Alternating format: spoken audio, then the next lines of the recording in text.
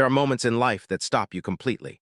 Moments where time seems to freeze, where the air around you feels different, heavier somehow, like the world you thought you knew has quietly shifted into something else entirely.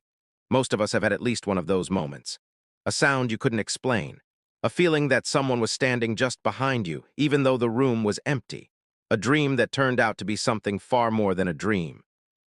And then there are people, rare, extraordinary people, who don't just have one of those moments. They have a lifetime full of them. Tonight, we are going to sit together and explore some of those stories. Stories told by real people from real places about experiences that changed the way they understood the world around them. These aren't stories designed to shock you. They aren't meant to frighten you away or make you sleep with the lights on, though, honestly, after some of these, you might want to. These are stories about the unexplained, the deeply personal, and the quietly mysterious. They are stories about the thin and fragile line between the world of the living and whatever lies just beyond it. And what makes these stories truly extraordinary is not their dramatic details, though there are plenty of those. What makes them extraordinary is the human heart beating at the center of each one. The mother who felt the presence of someone who loved her. The young girl who knew things she had no right to know. The couple who checked into an ordinary hotel room and discovered that ordinary was the last word anyone should have used for that place. These are experiences that remind us that life is stranger, deeper, and more mysterious than we often allow ourselves to believe. So settle in, make yourself comfortable. Perhaps wrap yourself in a warm blanket and let the outside world fade away for a little while, because what you are about to hear is going to stay with you. These stories have a way of doing that. And if you are joining us for the very first time, welcome. We are so glad you found your way here. Please take a moment to subscribe to the channel and ring the notification bell so that you never miss a story. Our community is full of thoughtful, warm-hearted people just like you, and we would love for you to be part of it. Now, let us begin. Our first story comes from a woman who grew up in London in the mid-1980s, and when she reflects on her life, really sits down and thinks about all of it, she doesn't see a normal childhood. She sees a childhood that was, from the very beginning, shadowed by something she could never quite name. So many things happened over the years, she tells us. At first, she assumed it was simply the place they lived in, a small maisonette on a council housing estate built sometime in the mid-1970s. It was the kind of building that held stories in its walls without ever choosing to share them. Her mother was a deeply spiritual woman. She read tarot cards and runes. She had a quiet, respectful relationship with the unseen world that many people in her life didn't fully understand. And growing up in that environment, surrounded by that openness to things beyond the ordinary, meant that when strange things began to happen, they were noticed. They were talked about. They were not simply brushed under the rug. Toys would be moved from where they had been left. Strange noises would travel through the flat at odd hours, sounds that had no clear source, no logical explanation. And then there was what some people would call a mimic, a presence that seemed to reflect and echo the living. Growing up in the middle of all of this, she didn't always understand what she was experiencing. She was young, and the world was still new and unformed to her. For as long as she could remember, she had always been able to see a young boy. He had dark hair, bright blue eyes, and pale skin, and he was always dressed in a little cowboy outfit. He would appear along the landing of their building, playing quietly, wandering about in that easy, unhurried way that children have when they feel completely at home somewhere. At first, she genuinely thought he was a real boy, perhaps a child from another block on the estate, but she never recognized him from school. And when she thought about it more carefully, she realized there were no other boys in their particular block at all, apart from her older brother. It was the early 1990s, and life was different then. Neighbors left their doors open during the day, or at least left them unlocked. There was a sense of casual community that has largely faded from the world now. She remembers coming downstairs one afternoon and seeing the young boy standing right there in her hallway. He looked at her with a completely blank expression, not friendly, not threatening, just utterly empty of any emotion. And then he turned and walked away. He never said a single word to her, not once, not ever.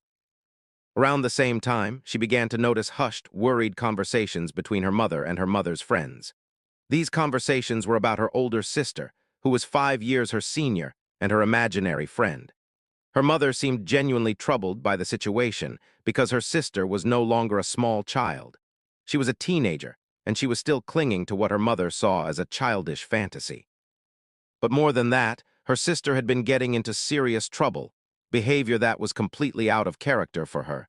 and she was blaming her imaginary friend for it. One evening on her way to the toilet, she passed the bathroom. The bathroom had one of those old sliding doors with a hook lock that never quite managed to close all the way. There was always a sliver of space, a thin gap through which you could see inside if you chose to look. She heard her sister's voice coming from within and was confused because she could only hear one side of what sounded like a full two-way conversation. Curious, she peeked through that narrow gap in the door. What she saw stopped her cold. Her sister was kneeling on the bathroom floor, leaning over the edge of the bathtub, talking animatedly, completely absorbed in conversation. And there, sitting in the bathtub, was the young boy, the cowboy. He sat perfectly still, perfectly silent, his blank face turned towards her sister. Her sister was speaking to him as though he were answering her back, as though they were having a completely normal conversation between two people, but not a single sound came from him. That night, lying in their shared bedroom in the dark, she gathered her courage and asked her sister about the boy. Her sister's reaction was extraordinary. She was completely shocked, genuinely, deeply astonished that her younger sister could see the cowboy too. It wasn't something she had ever expected. She never asked how long the boy stayed with her sister. He frightened her too much for that. But years later, long after they had all grown up and moved away, she was sitting in her sister's kitchen when her sister's young son did something that concerned them both. When her sister asked the boy why he had done it, the child looked at his mother with complete calm, shrugged his small shoulders, and said plainly, "Cowboy told me to do it." Some things follow families, and some things never truly leave. The next memory she shares brings us to Christmas of 1996. The flat was alive with the particular warmth of the holiday season. Her mother was fiddling with a cassette player. Her stepfather was at work. Her brother and one of her sisters had gone to friends' houses. Some neighbors were visiting, filling the small flat with comfortable noise and company. Her sister had excused herself and gone upstairs to use the toilet. Perhaps 30 seconds passed, barely any time at all, when her mother glanced toward the doorway and said with mild amusement, "Well, that was quick. You didn't flush." They all turned to look, and there in the doorway stood her sister, smiling at them. And then they heard the flush from upstairs. And the figure in the doorway simply faded. There is no better word for it, she says. It faded like a picture slowly losing its color until there is nothing left. A moment later, the real sister came back down the stairs, walking into a room full of people staring at her with wide, silent eyes. She was completely confused by their expressions. Now she pauses here to tell us something important. Her sister is the absolute image of their maternal grandmother, their mother's mother, who passed away in 1987. It doesn't need to be said directly. The understanding settles over the story like a quiet blanket of recognition. They moved house in 1997. The strange occurrences in their home were not limited to figures in doorways. Their mother's tarot cards were frequently disturbed, blown off the table without any wind, without any reasonable cause. She had a blue velvet reading mat that she used for her readings, and one afternoon she left her cards laid out on the table and went to answer the door. Her daughter happened to be in the room. No one else entered. No one touched the table or the cards. But when the mother returned and began to turn the cards face up, she found something beneath them, a small, unsettling pile of dried skin flakes. Where it had come from, no one could say. There were cup hooks mounted on the underside of a cupboard above a serving hatch, and from these hooks hung her mother's teacups. One day, with absolutely no warning and no explanation, those cups began to explode. One by one, each cup simply shattered where it hung. And then there were the things she herself experienced, because from as far back as she could remember, she had always been able to see things that other people could not see. She had always known things she had no logical right to know. In August of 1997, she was 11 years old and still sharing a bedroom with one of her sisters. They had both been in bed and asleep for a couple of hours when she woke up from a dream in a state of absolute panic. She doesn't know exactly why the panic came over her so completely, only that it did, and that it felt urgent and real and impossible to dismiss. She nearly fell out of bed in her hurry to wake her sister, and when she did, she told her, through tears, that Princess Diana was dying. Her sister was understandably annoyed at being woken up in the middle of the night for what she assumed was a bad dream. She told her to go back to sleep, but she was insistent. She was in tears. She would not let it go. And so her sister, deciding to prove a point, brought her downstairs and turned on the news channel. It didn't take long before the breaking news appeared on the screen, and everything was overtaken by the story of the accident in Paris. Her sister was shaken to her core. While they sat there frozen in front of the television, she went upstairs to wake their mother and stepfather. If you've ever had an experience like this, a dream or a feeling that turned out to be something far more than that, please write about it in the comments. We would truly love to hear from you. A few months after that night, her mother took her to a spiritualist church. It was the kind of place where mediums gave readings and Reiki healers offered sessions of energy work to those who felt called to receive them. After the mediums had finished for the evening, one of the Reiki healers gestured them over. She said she had been drawn to the girl, that something about her energy had pulled at her attention from across the room. She sat the young girl down and began a healing session, and almost immediately both of them felt something she could only describe as a kind of static, a charged quality to the air around them, like the atmosphere before a summer storm.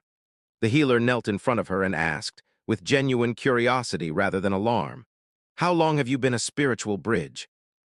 She told the girl that her energy was unlike anything she had felt before, that the paranormal was drawn to her the way that certain things draw electricity, naturally, inevitably. Powerfully, that she functioned as a kind of gateway or amplifier, something through which spirits could find their way from their world into ours. She told her she should wear obsidian for her own protection, to keep herself grounded and shielded. She didn't take the advice for many years, but for the past 20 years she has never been without it. The night before September 11th, 2001, she was staying with her eldest sister. According to her sister, she woke up in the middle of the night and asked why someone would fly a plane into a building. She has no memory of doing this, but her sister told her about it the next morning. And when the news broke that day and the images began playing on every television screen in the world, her sister dropped her coffee cup, and it shattered on the floor, and she stood there staring with her mouth open. At the time, she had no knowledge of the Twin Towers. She didn't know what they were, where they were, or why they mattered. She was simply a young woman who had apparently asked a question in her sleep that no one in the world should have been asking yet. For a time during her teenage years, she lived with her father in a small rural town. It was a quiet old two-bedroom house, and from the moment she arrived, something about it made her uneasy in a way she couldn't put into words. She never liked to be alone there. The feeling was persistent and low-grade, like a sound just below the range of hearing, always present, never quite resolvable. One night, her father was at work, and she was in the dining room at the computer, chatting with friends in America on Yahoo Chat. It was the kind of late-night, early internet socializing that many of us will remember from those years. The glow of the monitor, the only light, the rest of the house dark and quiet. Her dog was curled up beside her on the floor. Her back was to the door, as it always was when she sat at the computer. She never felt comfortable leaving the door open when she sat there alone at night. It was around 1 in the morning when her dog suddenly whimpered. Her ears perked up, and the small hairs along her back began to rise. She looked at the dog and felt a cold wave of dread move through her. She placed her hand gently on top of the dog's head, meaning to offer some comfort, and was just about to speak to her when a huge bang from somewhere above them, in her bedroom upstairs, made her leap from her. "Zeta." The dog bolted toward the door, every hair standing on end, a low, deep growling sound coming from her throat, a sound she had never heard this gentle animal make before. Then another bang, and then another, and then the sound of heavy, thundering footsteps running down the stairs. They were so forceful, so violent, that her father's ornamental guns fell from the wall at the base of the stairs.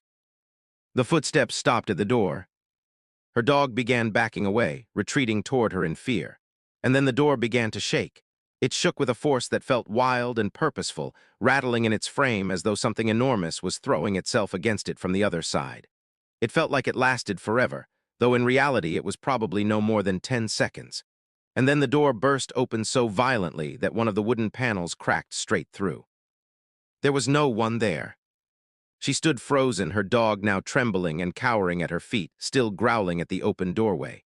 After what felt like a very long time, she gathered herself enough to check the hallway, the stairs, the rooms, every corner of the house. She had been alone all along.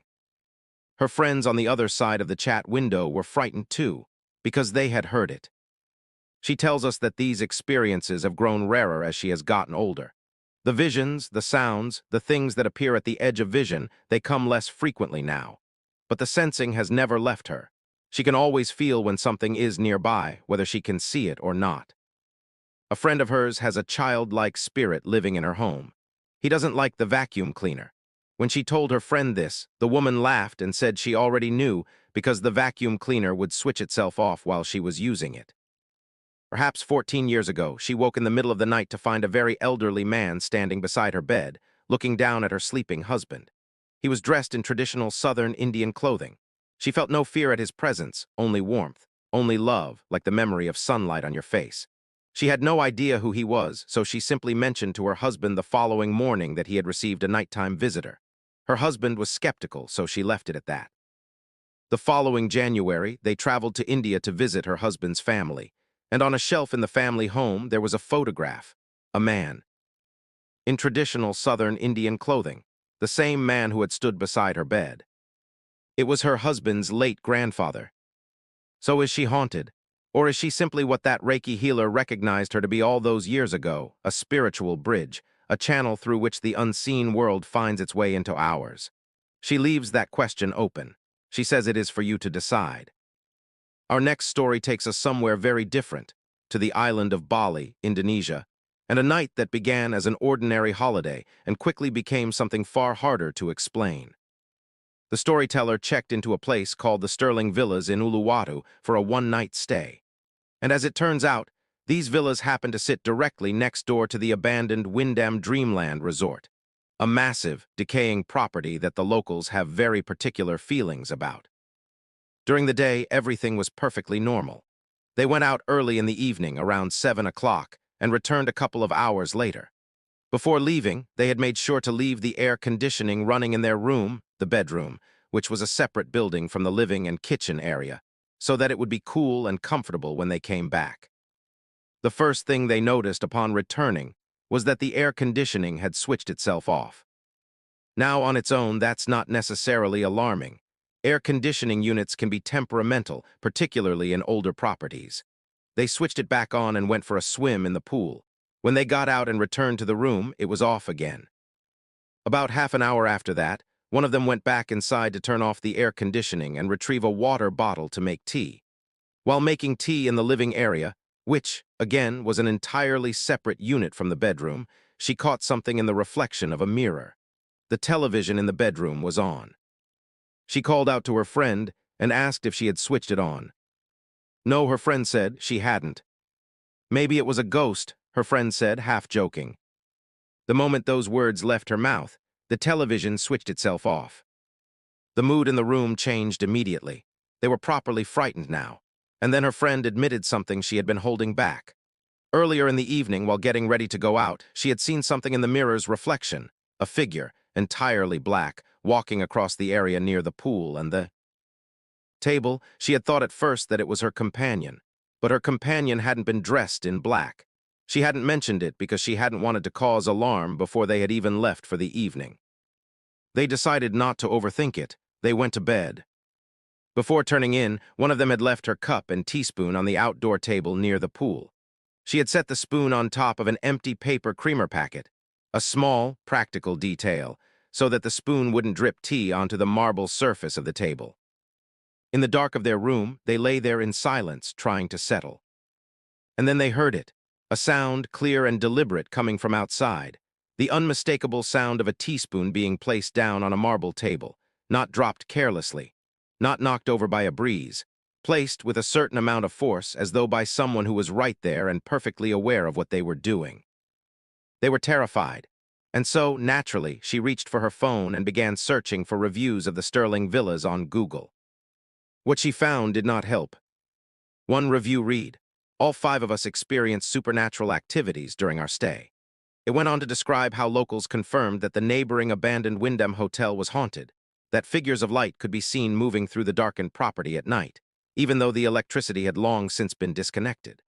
Their 3-year-old child had walked out of his room in the middle of the night and calmly described a chair moving by itself and a ball of rainbow lights floating through his bedroom. The reviewer described doors opening on their own, televisions switching on in the dead of night, dark clouds appearing inside bedrooms, loud screams echoing through the villa at 3 in the morning. According to the locals, the spirits of the mountain felt angry.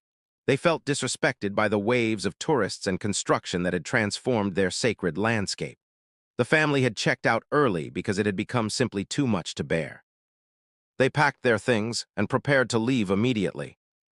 As she rushed to grab a couple of items she had left on the table outside, she noticed something. The teaspoon was still there, exactly where she had left it. But the paper creamer packet that the spoon had been resting on top of was no longer on the table. It was on the floor, several feet away. They drove back to their homestay in Cuba. And she says she is genuinely curious whether anyone else has been to this location, whether any visitors to Bali or any Indonesian or Balinese locals know the story of this place and the abandoned hotels nearby. If you do, please share in the comments. We would love to know more. From the warm, tropical air of Bali, our stories now bring us somewhere much colder, to an old church in Connecticut, where a man was simply trying to change some light fixtures in an upstairs hallway and got a great deal more than he bargained for. The Boy Scout troop that used the space at night had mentioned hearing footsteps up there before. He hadn't paid it much attention. These things get said about old buildings all the time, and most of the time they amount to nothing more than settling floorboards and overactive imaginations. He had his 6-foot ladder set up in the hallway, the new light fixture resting on the paint step, 2 brand-new screws sitting on the top step, ready to go. He reached up to remove the bowl of the old fixture. And then he felt a poke, right in the chest, sharp and unmistakable. He heard the sound of metal striking metal, ding, ding, ding, and looked down to find that one of his screws was still sitting on the top step of the ladder where he had left it. The other one had somehow ended up rolling around inside the new fixture below, several feet away, where it most certainly had not been before. He had not shaken the ladder, he had not moved anything. There was no logical reason for that screw to have moved. He told whatever was there to leave him alone, that he was busy, and got back to work. The fixture was changed without further incident. He moved to the room next door, kept the lights off so he could work on replacing some fluorescent tubes, and immediately the adjacent light fixture began flashing on and off. 3 times, 4 times. He changed his first fixture and a nearby one flashed. He changed his second fixture and a nearby one flashed again. Each time, consistent, deliberate, impossible to dismiss as coincidence. He finally told it to knock it off and left. A few months later, a friend with psychic abilities came through and mentioned, quite casually, that there was an angry man up there who didn't appreciate having people in his space.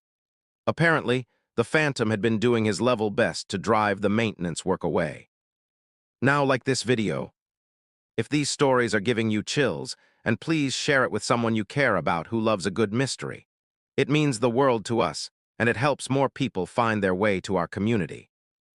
Our next storyteller works in a museum and leads guided tour through a nearby medieval prison in her town. The building was constructed in 1524. Over the centuries, it was a place of execution and torture, of suffering and fear and darkness. And when you walk through its rooms today, even if you are a person who doesn't easily believe in such things, something about the building gets into your bones. Most of her colleagues have grown used to the sounds, the creaks from the floors, windows, and doors on days when there is no wind, no weather, nothing to account for the noise. The sound of footsteps shifting just out of sight. Cold pockets of air in certain spots that seem to have no connection to the temperature of the rest of the room. You learn to brush these things off, she says. You develop a working relationship with the building's atmosphere. You function. But every once in a while, something happens that is harder to explain away. One day, she was standing alone in the center of what they call the main cell area, a large, open space lined with old stone cells, where even the smallest sound creates its own echo. The acoustics of the room make the silence feel thick when no one is in it.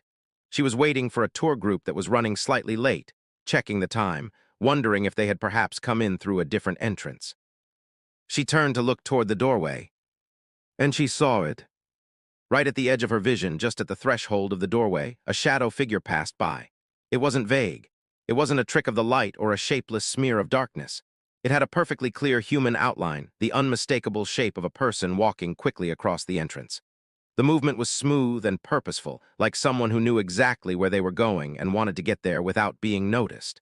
It crossed the width of the doorway in less than a second. And then it was gone, as completely and cleanly as if it had never existed. She stood there for a long moment, staring at the empty doorway, half expecting a human head to lean back around the frame, half expecting some perfectly reasonable explanation to present itself, but nothing moved, nothing appeared. The doorway remained utterly still. What surprised her most was her own reaction. She had always assumed that if she ever saw something like that, she would feel absolute terror, her heart hammering, her legs already carrying her toward the exit. But she didn't feel that way at all. She felt stunned, fascinated, as though her brain was working overtime to catch up to what her eyes had just recorded. She stood there for another minute, running the image back through her mind, making absolutely certain she hadn't misread a shadow from outside, hadn't confused movement from the street with something closer. But the shape had been too defined, too clear, too entirely human in its outline to be anything else. Eventually, voices drifted in from the entrance. The tour group had arrived. She shook herself back into the present moment, greeted them warmly, and went on with her day, explaining the history of the cells, pointing out the marks left on the walls by those who had been imprisoned there, telling the stories that the building had collected over 5 centuries. But that moment never fully left the back of her mind. And since that day, she is always more aware when she is alone in that particular area of the building. Nothing that distinct has happened to her again, but she is watching now. She is paying attention in a way she wasn't before. This next story comes from a daughter who never believed in the paranormal, or at least, she told herself she didn't, until the night her mother called her, frightened and shaken, from a hotel in Wisconsin. Her mother works at a hotel and restaurant in Wisconsin. She lives in Georgia. On this particular evening, the restaurant was closed, but her mother was covering a shift on the hotel side until 11:30. She was moving between the hotel lobby and the restaurant throughout the evening, keeping the lights on in the restaurant because she was replacing the coffee every few hours and needed to go in and out. She was watching the security cameras while she waited for 2 late check-ins. And then something caught her eye inside the restaurant. Her mother called the colleague who was due to start at 11:30 and asked him to come right away. She told him she was going to lock herself in the office. Whatever she had seen on that camera had shaken her to her absolute foundation. He arrived 4 minutes later. By that point, the figure was still there, and he could see it too, visible. On the camera monitor, standing in the empty, closed restaurant where no living person had any right to be. They went in together to look. They searched every corner, every shadow, every possible hiding place. Nothing, no one. When they came back out and looked at the monitor again, the figure was gone. The daughter received the call and the photograph her mother sent her, and she says her heart genuinely skipped a beat. Whatever was captured in that image, whatever her mother saw that night, it looked, she says, creepy as hell. And whatever it was, it remains unexplained. Nearly 20 years ago, a woman named Mary had a physical encounter with a ghost. Not a cold spot, not a shadow at the edge of her vision, a physical touch, in broad daylight in a public space in front of other people. The location was the old Spokane, Washington steam plant, a remarkable historical building that in earlier decades had provided heat and climate control to the city's old hospital, using systems not entirely unlike those that still heat apartment buildings in Russia today. When modern heating arrived and the steam plant became obsolete, the building was eventually declared a historic landmark and carefully revitalized. The original equipment was kept largely intact, and the building was reopened as a restaurant and small shopping space. You could eat your lunch while surrounded by the enormous machinery of another era. You could tour the old cooling towers. Around 2005, her mother had a small shop there, and she was a college student with a heavy jacket she had earned through a summer working with the Forest Service. The collar of the jacket was always slightly crooked, and it drove her mother absolutely mad. She, however, found a certain satisfaction in the rebellious crookedness of it and left it deliberately unstraightened. She had mild autism, she tells us, and this meant, among other things, that her brain was particularly good at absorbing and retaining specific details, odd pieces of information, precise observations. Growing up, she had loved everything mysterious: ghosts, unexplained creatures, UFOs, disasters, forensics. As she grew older and moved more firmly into science and logic, most of that early fascination softened into a quiet, fond memory. But a small part of her, she admits, had never entirely stopped hoping for something extraordinary. She had been helping her mother in the shop that day when she asked for a short break to stretch her legs and look around. She had learned that the restaurant's accountant had twice, in absolute terror, fled to her mother's shop because the ghost of the building had placed a hand on her shoulder as she worked at her computer. Both times it had taken her mother's coffee and her husband's physical presence to convince the woman to go back to work. Her mother, privately, found this funny rather than frightening. She rolled her eyes and chuckled. She was not, apparently, a believer. As she headed out of the shop, her mother called after her one more time about the crooked collar. She rolled her eyes and kept walking. She was on the second floor, reading one of the historical display panels when it happened. Without any warning at all, she felt a hand close around the left side of her jacket collar. It lifted her entire heavy winter coat up several inches off her shoulder, held it there for just a moment, and then set it back down with the careful precision of someone who knew exactly what they were doing. The collar was now, she reports, nearly perfect. She had been pranked as a child plenty of times and had developed an instinct for it. She spun on her heel in a single, practiced motion. No one was there. The nearest person, a woman quietly reading her own display panel, was approximately 40 feet away. She called out to her immediately, confused, asking if she had just fixed her collar or seen who had.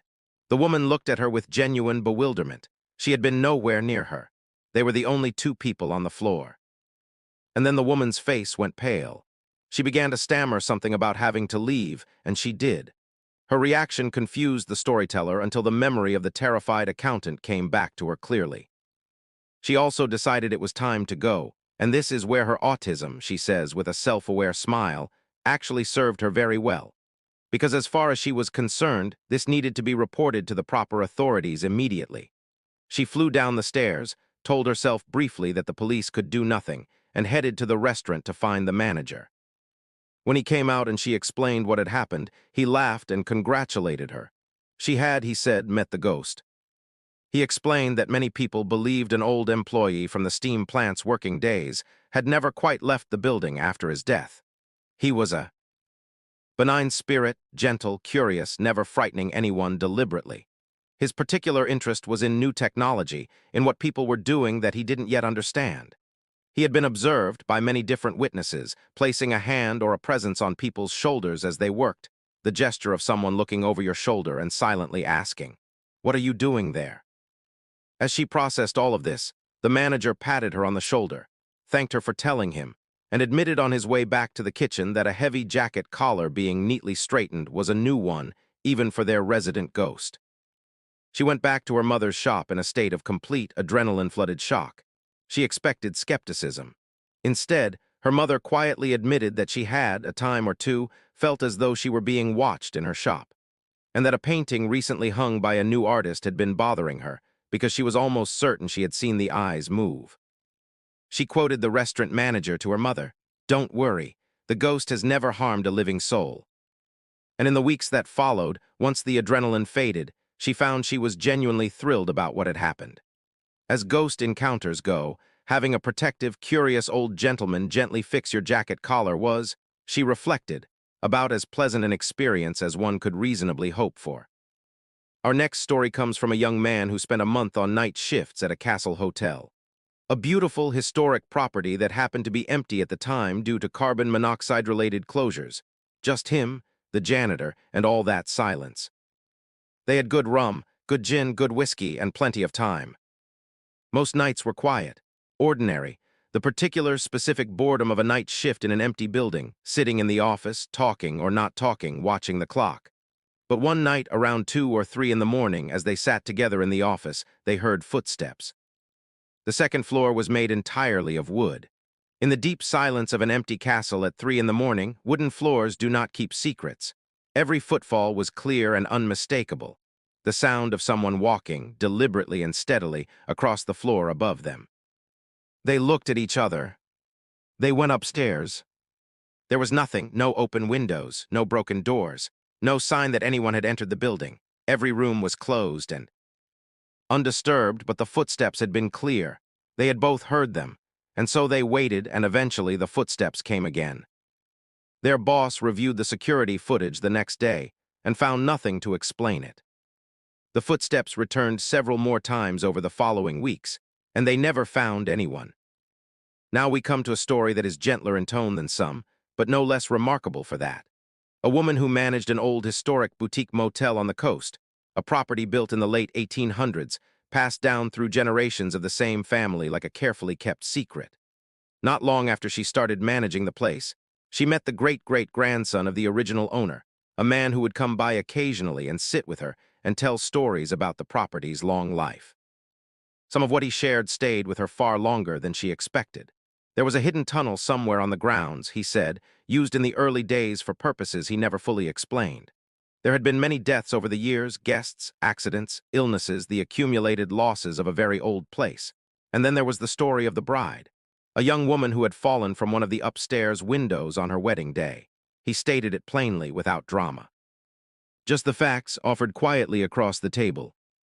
When she first started at the motel, her on-site apartment was still being renovated, so she was put up temporarily in one of the upstairs suites. It was a beautiful room, but it had a large walk-in closet that always felt subtly wrong, in the way that certain rooms in old houses sometimes do. Inside that closet was a small, ancient wooden door that led up to the attic, its style and construction suggesting it belonged to a much earlier era of the building's life. They tried opening it several times during the day out of curiosity. It wouldn't move, completely immovable as though it had been sealed shut for years. Then one night her daughter was staying with her in the room.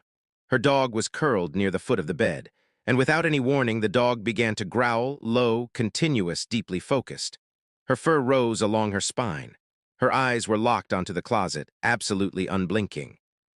The growling woke her daughter. They both lay there listening, watching. There was no sound beyond the dog's growl, no movement, no footsteps, nothing they could identify as a source. But the dog was entirely certain that something was there. They argued quietly about who was going to check the closet. Neither of them wanted to be the one to go first. And then the decision was made for them. The small attic door, the one they had not been able to budge at all, snapped open with a sudden, violent force.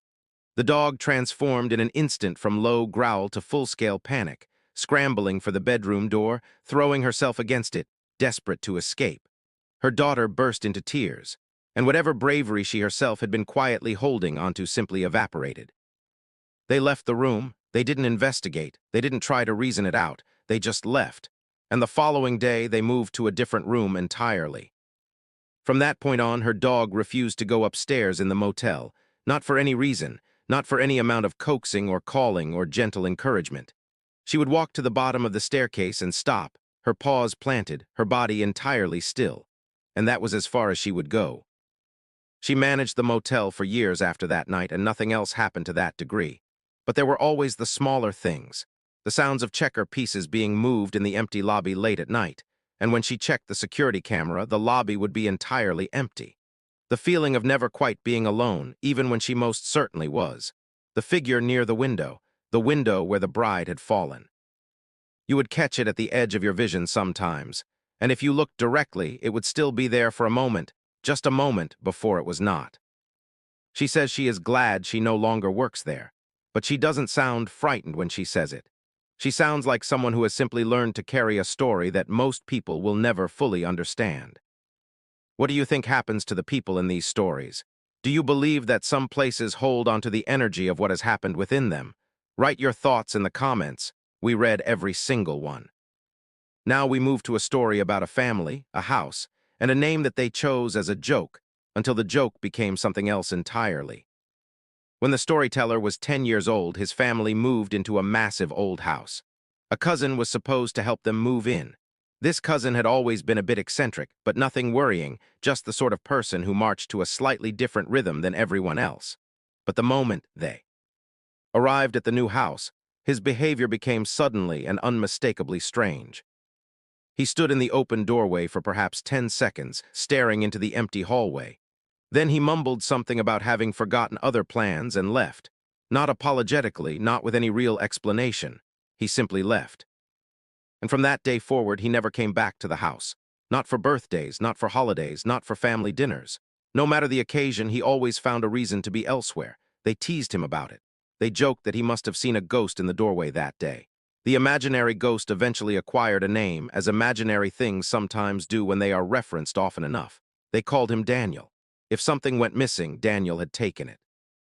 If a door creaked in the night, it was Daniel. It was the kind of joke that belongs to families, harmless, repeated, woven into the fabric of daily life.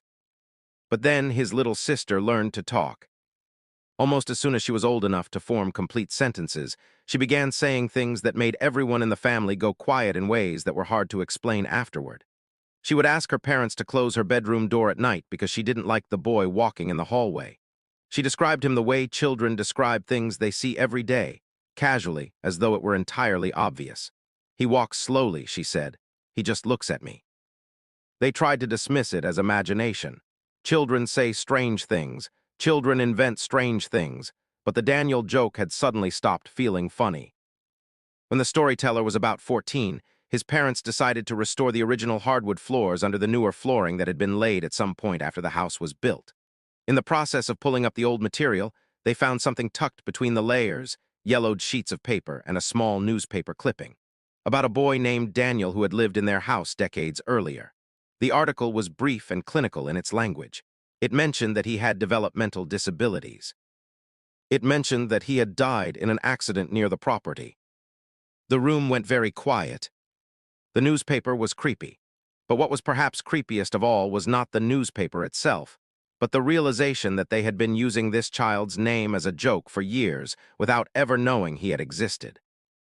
And it wasn't until much later when they finally wrote to their cousin and asked him directly why he had been so strange about the house all those years, that he told them the truth.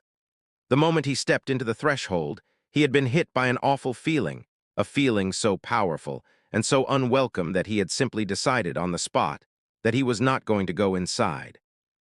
The next story is quieter, smaller in some ways, but no less unsettling for that.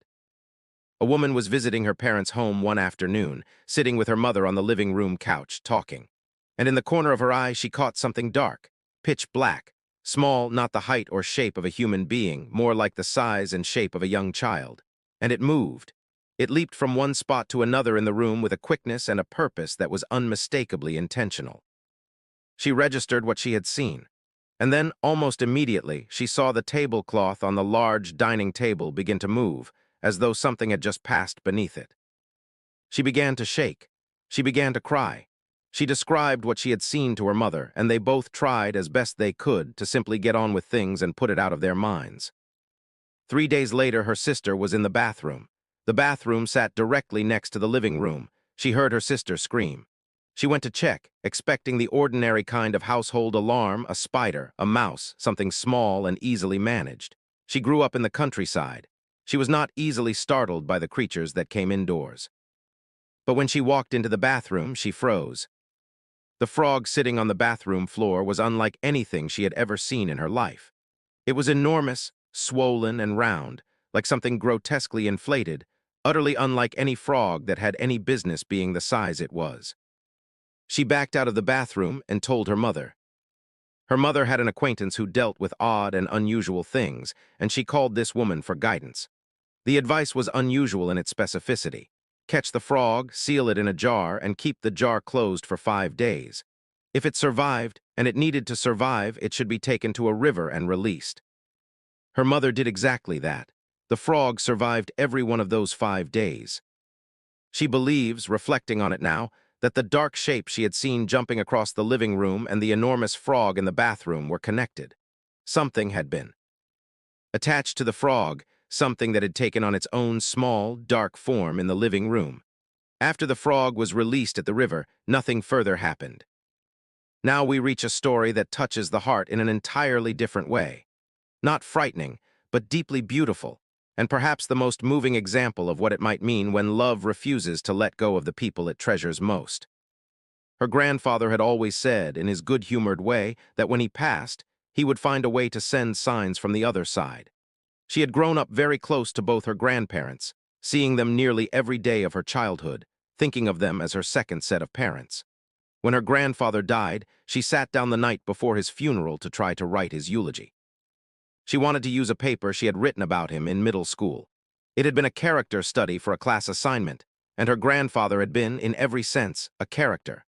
But the paper had been lost somewhere across 20-plus years and multiple computer switches, and neither she nor her mother had been able to find it for years.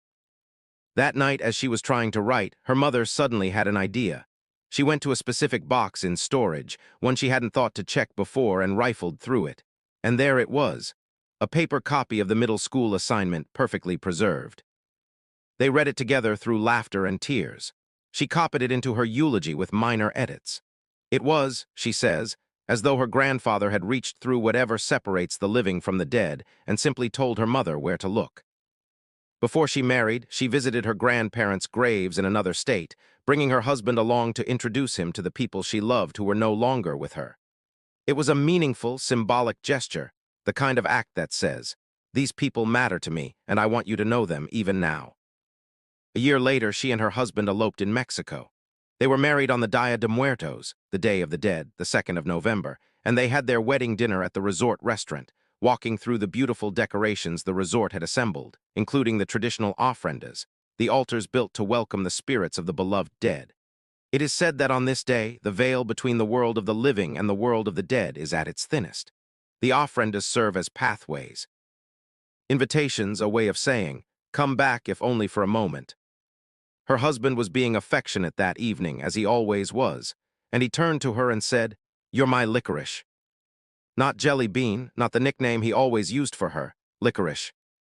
He stopped. He looked genuinely startled by his own words, as though he hadn't known until the moment he said it that those words were going to come out of his mouth. He corrected himself, "You're my Jelly Bean," but she had already heard it. Licorice had been her grandfather's nickname for her. She had never told her husband that. She had never told anyone. It was a small, private piece of love that belonged to the two of them. She asked him why he had said it. He said honestly and simply, "I don't know." Our next story comes from a self-described skeptic, someone who believes deeply in the importance of rational explanation, who thinks that most supposed paranormal encounters have ordinary causes, and who did not want to have this experience and is still not entirely sure how to account for it.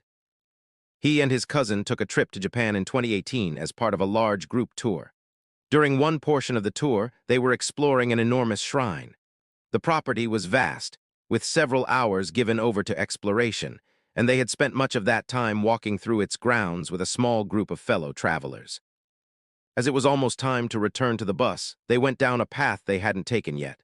At a fork in the road, a gate stood open, suggesting the area was accessible.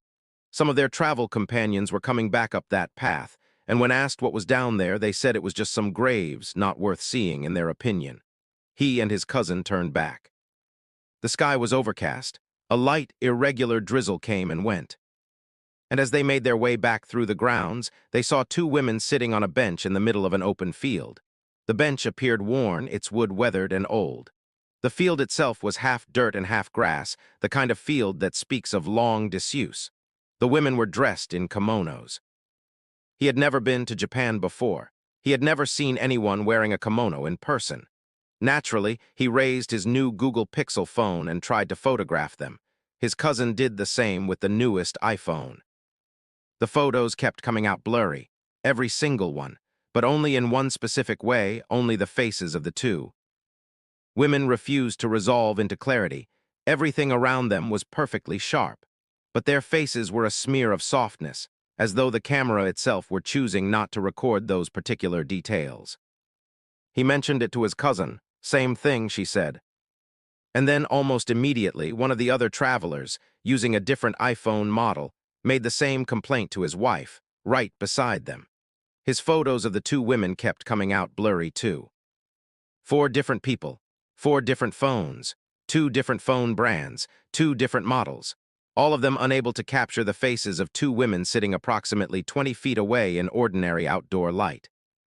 He tried to explain it as the light rain. His cousin agreed because they both wanted a reasonable explanation. But the rain was light and intermittent, and none of the other photos taken in the same conditions were affected this way. His father, who is even more skeptical about these things than he is, heard the story and immediately agreed that it sounded like something to take seriously. In his words, those kinds of things do happen out there. As a final detail that did nothing to ease anyone's nerves, the structure they had assumed was only a shrine turned out to also be the site of a mass grave. He and his cousin deleted the photographs. He's not sure, looking back, whether he regrets that. And now we come to one of the stranger accounts in our collection tonight. A story about a ghost hunting app called GhostTube, used one evening by a group of friends who didn't quite believe in it. and then found themselves wishing that they still didn't. They started at a cemetery because if anything was going to happen, that seemed like the reasonable place to begin. For a while, nothing notable occurred. Some random words popped up on the screen now and then, forming no coherent pattern. This, paradoxically, made him more skeptical. It was exactly what he expected from an app that was essentially a novelty item. They got back in the car. They started to drive away from the cemetery. And the app didn't stop. Even as they pulled away, it kept lighting up. The signal remained red. The beeping continued. They laughed it off, some kind of glitch, probably, or a reaction to movement or cell signal. But then, on an impulse, he pointed his phone toward the trunk of the car. The app went red immediately. They tested it. They moved the phone to different parts of the car. The signal returned to normal. They pointed it toward the trunk, red again, every time without exception. They started speaking to it, not out of belief exactly, but out of curiosity. The words that came back were strange. Jeremy, you are annoying. That drew nervous laughter. Then, Satan, niece, Van, pathetic. None of it formed a complete, clear message, but none of it felt entirely random either. It was just enough to make the imagination start connecting dots that may or may not have been there. After dropping his friend at home, he parked outside his own house and checked the app again. The result was identical. Nothing triggered a response except the trunk. He got out of the car and walked around the entire vehicle, scanning it carefully. Doors, windows, the underside of the chassis. Nothing. He thought about the car's history. He had bought it used. Before him, it had been a rental. Many people had driven it, sat in it, used its trunk for purposes he would never know. His mind kept trying to build a story, something that would make sense of why the trunk specifically, always the trunk, never anywhere else. He went inside, tried to sleep, failed, eventually checked the app one final time. 2 words appeared. Certainly demonic. He closed the app. He has not used it since. Our final stories tonight come from places that are steeped in history, and from hearts that are quietly, carefully trying to understand what they have been given. Our second-to-last story takes us to the Cecil Hotel in Los Angeles in the early 1980s, a building with a history so dark that its very walls seem to carry the weight of it. Opened in 1924 as a luxurious destination for wealthy travelers, it quickly fell on hard times as the Depression swept through the city. Located near Skid Row, it became a gathering place for the desperately poor, the struggling, the lost. People ended their lives there in heartbreaking numbers, earning the hotel the nicknames Hotel Death and the Suicide Hotel. Over the decades, it attracted some of the most frightening figures in American criminal history, including Richard Ramirez, who stayed there during his murders in 1985. It was the site of Jack Onto-Wagon's crimes in 1991, and in 2013, the location of the deeply unsettling Alyssa Lamb mystery. In 2011, it was renamed the Stay on Main in an attempt to step out from beneath the long shadow of its past. None of this was known to the couple checking in. They were given the key to room 13. Both of them looked at the number and felt an immediate shared unease, that irrational but deeply human reluctance to start any stay in a room numbered 13. They asked for a different room. The desk clerk obliged, handing them the key to room 903 on a higher floor with a nice view of the city. A young bellhop took their luggage upstairs in one of the 2 original Otis elevator company lifts. The room was small but pleasant, decorated in the style of the 1930s, which they found genuinely charming. The lights when they arrived were on blinking, large, glowing, painted blood red in a room painted blood red. His wife turned them off quickly. Neither of them could settle with the blinking. The first night and day passed without incident. The second night he woke to find his wife Jane tossing and turning. When she sat up suddenly, her hands went to her throat. She was shaking. She told him she had felt hands around her neck while she slept, tight, deliberate, unmistakable. He held her and reassured her. He knew she wasn't imagining it. The fear in her eyes was entirely real. They had barely settled back to sleep when a violent rattling came at their door, as though someone were trying to force it open. He went to the peephole. The hallway was empty. He turned back to the room, and there, through the peephole as he glanced back, was a bellhop in an old-fashioned uniform. Red hat, red coat, moving unhurriedly down the corridor before turning a corner and disappearing. He stepped out into the hall, walked to the corner. The corridor beyond was empty in both directions. He chose not to tell his wife about what he had seen, not then, not with her already shaken from the choking dream. But later, when he considered the sequence of events, he changed his mind. She deserved to know. They agreed, one more unusual thing, and they would check out in the morning. Their last night at the hotel began pleasantly enough. They returned from dinner, put the key in the door, and opened it to find a young woman standing in their room. Late 20s, long golden hair, blue eyes. She was pacing, moving back and forth with the restless energy of someone waiting for someone who has not come. Her lips were moving, but no sound reached them. And then her eyes went wide with what could only be described as pure terror, and she disappeared. In bed, unable to sleep, they began to hear sounds from somewhere in the walls.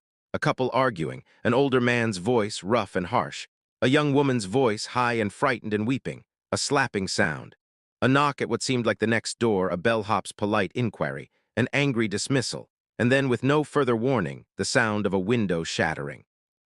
They checked out the following morning. Later, in a New York City library, they researched the hotel's history and found the story of Pauline Upton, 27 years old, who had jumped from the 9th floor in October of 1962, landing on 65-year-old transient George Gianni, killing them both. She had been arguing with her estranged husband. The police initially suspected a suicide pact, but his hands had been in his pockets, which made that explanation unlikely. The couple never returned to the Cecil Hotel. And our last story tonight is perhaps the most tenderly human of all. They had joked together, she and her husband, that when the old man died, he would probably come back to visit the home he had loved so much. It appears he did. She asks for guidance.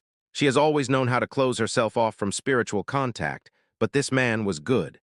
He built this home with his hands. He loved this land. She would like him to be at peace, to feel free to move on, but she doesn't quite know how to offer him that release in a way that honors everything he was. And with that, we reach the end of tonight's stories. From a girl in London who could see a boy in a cowboy outfit that no one else believed was real, to a couple in Los Angeles who heard the last night of a young woman's life echoing through the walls of a century-old hotel. From a medieval prison where shadows still walk the halls, to a home in the countryside built by loving hands that haven't quite said goodbye. These are stories from ordinary lives.